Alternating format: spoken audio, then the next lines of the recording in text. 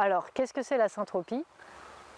Objectivement, c'est complètement magique. C'est quelque chose qui est extraordinaire à vivre et à regarder pousser.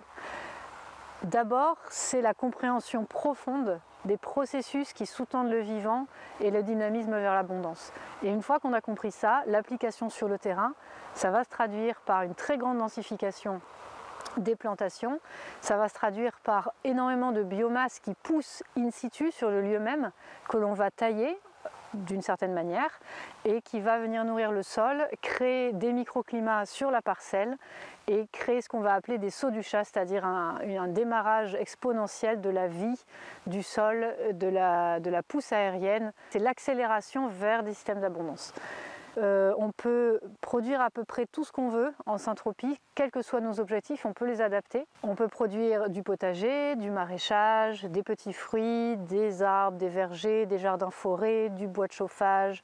On peut planter des plantations qui sont avec des objectifs de poules pondeuses, qui sont nourries sur place en grosse partie, d'ovins, de bovins. On a vraiment toute latitude pour imaginer ces plantations et ça va du petit potager jusqu'à des très grandes plantations mécanisées pour de la grande culture. On tend très vite vers des écosystèmes très riches et très abondants, très résilients, qui se succèdent dans le temps et dans l'espace. L'objectif, c'est de maximiser la production de photosynthèse. Au tout début d'une plantation, on va planter de 70 à 80% de plantes qui sont là uniquement pour la biomasse et donc la taille, la perturbation, ce qui va démarrer les sauts du chat. Et cette production de photosynthèse, on veut la maximiser dans l'espace, donc dans les strates, et on veut la maximiser dans le temps. C'est-à-dire qu'on va créer un film qui va s'épanouir et qui va évoluer dans le temps, de 0 à, si on plante des plantations pérennes, on peut aller jusqu'à 250, 300 ans. Avec plein de types de productions qui vont s'échelonner. Par exemple, si on plante un jardin forêt, au lieu de planter juste le jardin forêt, on plante tout au départ.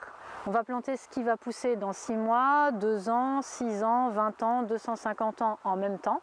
Donc on va avoir une production dès la première année, par exemple de légumes, puis on va avoir des productions de petits fruits, puis par exemple de poules pondeuses qu'on peut lâcher aussi dans le milieu, puis des pommiers francs par exemple ou des poiriers francs, enfin du bois d'œuvre, et tout ça sur l'évolution de plusieurs siècles. Ça peut se faire sur des grands objectifs à très long terme, mais aussi on peut rester sur de l'annuel pur avec des successions, des strates, etc. Mais uniquement annuel, et de la biomasse annuelle évidemment. Pour ce qui est de la biomasse, c'est pour remplacer la pousse exponentielle qu'on a dans les pays tropicaux, parce que chez nous ça pousse moins vite forcément. Je travaille avec ce que j'appelle des bordures vivantes, c'est-à-dire qu'au lieu de mettre du foin ou de la paille le long des arbres, on va mettre des bordures de plantes qui vont créer de la photosynthèse et qui vont être perturbées. Donc sur cet exemple-ci, on a des plantes qui sont prêtes pour la deuxième perturbation. Et ça fait une biomasse exponentielle qui nourrit le sol et qui le transforme très vite. En fait, c'est tellement magique de voir ces processus à l'œuvre, c'est profondément jubilatoire. On a l'évolution du sol, l'explosion de vie est si impressionnante que moi ça faisait les premières fois, les premiers sauts du chat que j'ai eus, ça faisait peut-être plus de 23 ans que je faisais du jardin, j'avais jamais vu ça, j'avais jamais vu cette explosion là, j'ai jamais vu un sol se transformer aussi rapidement, cette accélération du vivant qui est incroyable. En fait on fait un tout petit pas vers les vivants dans le processus du vivant et il nous donne ça derrière et c'est magique. Donc Ernst Götz, qui est le fondateur de la syntropie et qui travaille depuis plus de 40 ans au Brésil, résume notre position en tant qu'être humain en disant « Nous ne sommes pas les intelligents, nous faisons partie d'un système intelligent ». Je le traduirai par le fait qu'on retrouve une place profondément juste et bénéfique et qui va dans le sens du vivant.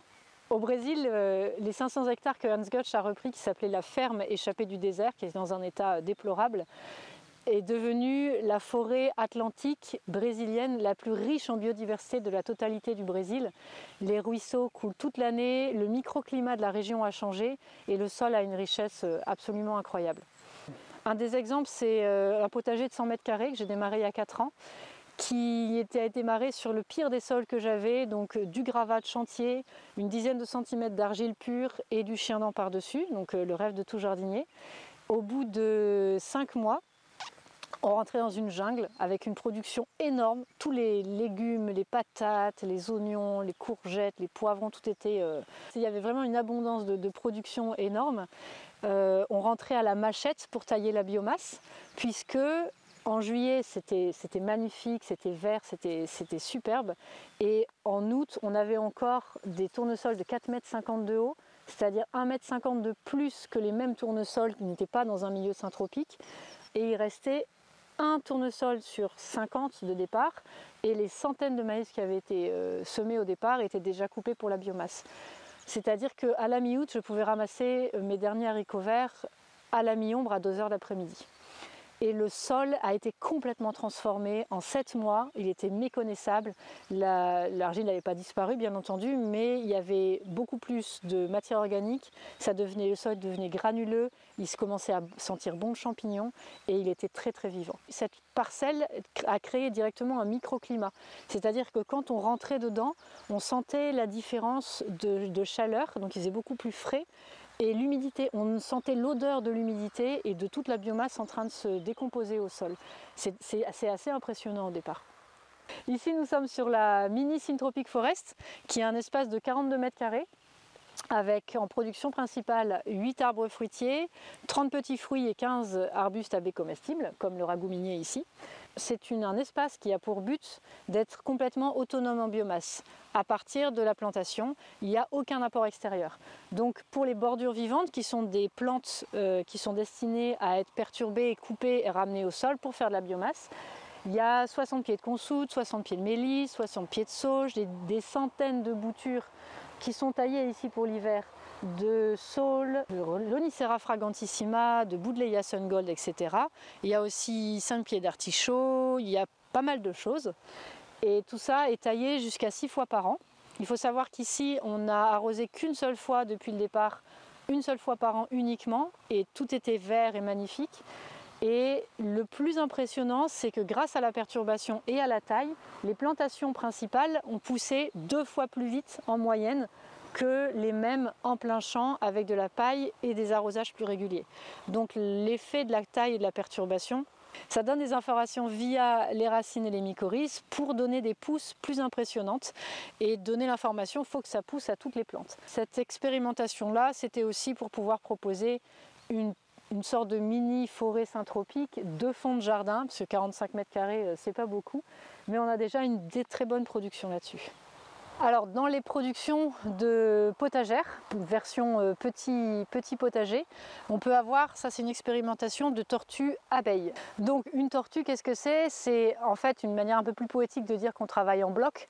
On va créer un microclimat sur la parcelle, on va créer des bords de carapace qui vont permettre de protéger du soleil et des vents dominants, et une carapace de verdure annuelle pour les aspects potagers, donc avec des tournesols, des maïs par exemple, et pérenne. Ici l'idée c'est de pouvoir sur l'abeille, donc ce sont des petites rayures, puisque sur une planche on va avoir une demi-planche qui va continuellement être utilisée pour la production annuelle de légumes, et une demi-planche pérenne. Alors ici ça a 1 an, on vient de faire la taille d'hiver, donc c'est extrêmement rasé. On avait par exemple des Buddleia qui montaient jusqu'ici, des chalefs d'automne, donc on va avoir des arbres émergents qui vont supporter le soleil et qui ne vont pas faire plus de 3 à 4 mètres de haut, et qui vont être surtout gérables avec une scie japonaise et des petits outils, ce qui va nous permettre de ne pas devenir bûcheron, parce que dans d'autres plantations syntropiques on va avoir des grands arbres, des frênes, des hêtres, etc. Et du coup on va avoir toutes les strates dès le départ, et on va être beaucoup moins dépendant de la réussite des semis annuels de maïs et de tournesol. Sur cette succession qu'on ne voit pas maintenant, on a une succession de légumes toute l'année.